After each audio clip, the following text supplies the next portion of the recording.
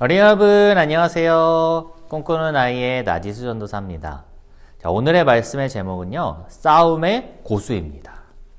우리 다 함께 주제 성경절을 읽어보도록 하겠습니다. 시작. 예수께서 대답하여 가라사대 기록되었으되 사람이 떡으로 살 것이 아니요 하나님의 입으로 나오는 말씀으로 살 것이라. 마태복음 4장 4절 말씀. 아멘. 여러분, 오늘은 싸움 이야기를 해볼까 합니다. 여러분, 이 싸움의 기술에 대해서 써놓은 책이 있는데 혹시 들어보셨나요? 옛날에는요, 이 중국의 손자병법이라고 하는 전쟁에서 이길 수 있는 방법들을 써놓은 책이 있었답니다. 이 오래된 책은 이 전쟁에서 이기는 방법 5가지를 말하고 있습니다. 우리 함께 살펴볼까요? 첫 번째는요, 같은 뜻을 가지고 싸움을 하는 것이고요. 두 번째로는 철저하게 이 싸움을 준비하는 것이래요. 그리고 세 번째로는요, 모두 같이 싸우는 이 부대를 조직적으로 운영하는 것.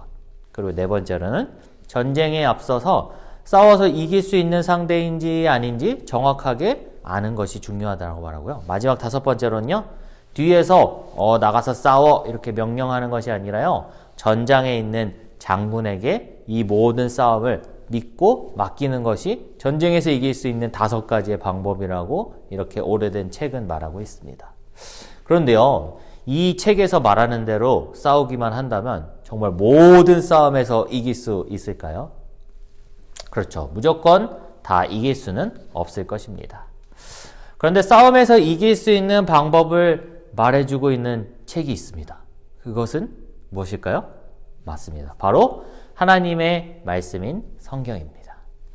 성경에서는 이런 싸움에서 이길 수 있는 방법에 대해서 말해주고 있어요. 여러분, 그러면 이 싸움은 언제부터 시작되었을까요? 맞습니다. 하나님과 사단과의 싸움이 시작되었고 아담과 하와로 이어져 오늘 우리에게까지 이어져 오고 있습니다. 오늘은 이렇게 이어져 오는 싸움 중에서요, 사단이 예수님을 공격한 때에 있었던 일을 우리가 함께 살펴보겠습니다. 여러분, 사단이 예수님을 공격한 이유가 무엇이었을까요? 예수님은 이 땅에 오신 미션이 있었습니다. 그 미션은 죄로 인해서 하나님과의 관계가 끊어진 우리를 다시 연결시키는 것이 예수님의 미션이었어요. 그래서 사단은 그 하나님과 우리를 연결시키려는 그 예수님을 방해하려 했던 것이죠. 그런데 사단이 이렇게 예수님을 방해하려 했던 이유에 대해서 성경에서는요, 사단이 예수님과의 싸움에서 만약 지게 된다면 사단 자신은 자기의 세상이 곧 끝날 것이라는 것을 알았다라고 말하고 있습니다. 그렇다면 이 예수님과 사단과의 싸움에서 누가 이겼을까요? 맞아요. 바로 하나님과 우리를 다시 연결시키고자 하시는 그 미션을 가지고 싸움에 임하신 예수님의 승리였습니다. 그런데 여러분, 예수님이 이 사단과의 싸움에서 이길 수 있었던 방법은 무엇이었을까요? 예수님이 혹시 싸움에서 이기기 위해서 아까 앞에서 말했던 중국의 5가지 싸움에서 이기는 방법을 열심히 읽고 배우고 싸움에 임하였을까요? 우리 그 비결은 잠시 뒤에 알아보겠습니다. 그런데요, 이 싸움은요, 예수님께서 다시 오실 때, 바로 우리가 말하는 재림 때까지 이 싸움이 이어진다라고 성경은 말하고 있습니다. 이 사단이 계속해서 싸움을 거는 대상은 그럼 누가 되었을까요? 맞습니다. 바로 하나님 vs 사단의 싸움에서 패배한 이 사단이 다시 예수님 vs 사단의 싸움, 그리고 그곳에서도 패배한 이 사단은요, 이제는 하나님이 만드신 피조물인 우리들을 공격하려는 것이죠.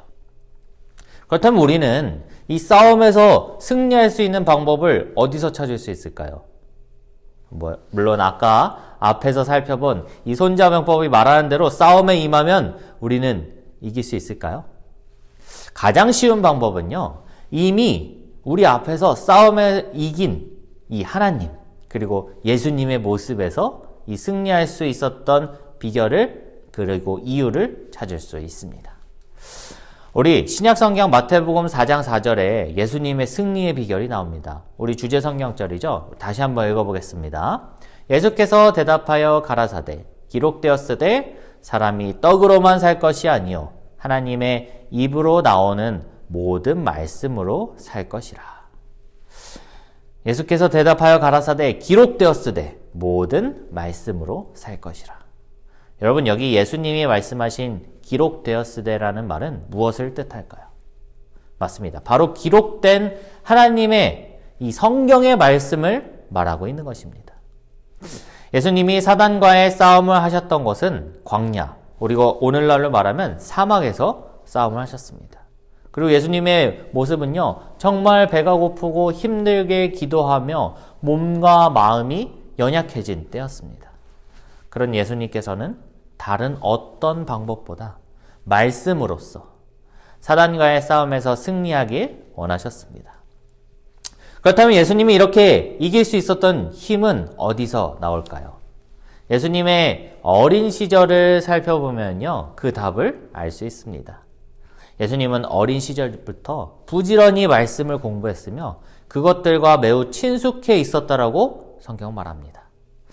우리는 바로 여기서 시험을 대처하여 승리할 수 있는 비결을 발견할 수 있는 것이죠.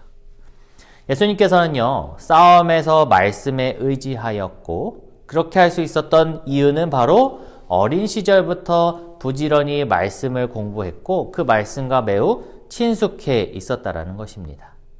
우리 친구들과 같은 나이에는요, 엄마 아빠라는 정말 든든한 방패막이 있지만 예수님께서는 어린 시절부터 부지런히 말씀을 공부하였고 그랬을 때에 나중에 어른이 되었을 때 이 사단과의 싸움에서 충분히 이길 수 있는 힘을 어린 시절부터 친숙했던 이 말씀 속에서 승리의 비결을 찾을 수 있었답니다.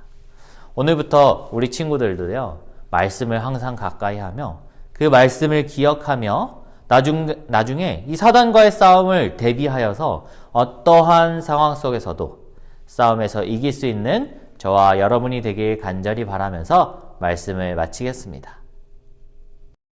하늘에 계신 사랑의 하나님, 오늘 우리 모두 모여 예배드릴 수 있도록 인도하여 주셔서 감사합니다. 오늘도 많은 어려움 속에 살고 있지만 항상 예수님을 의지하며 살게 도와주세요.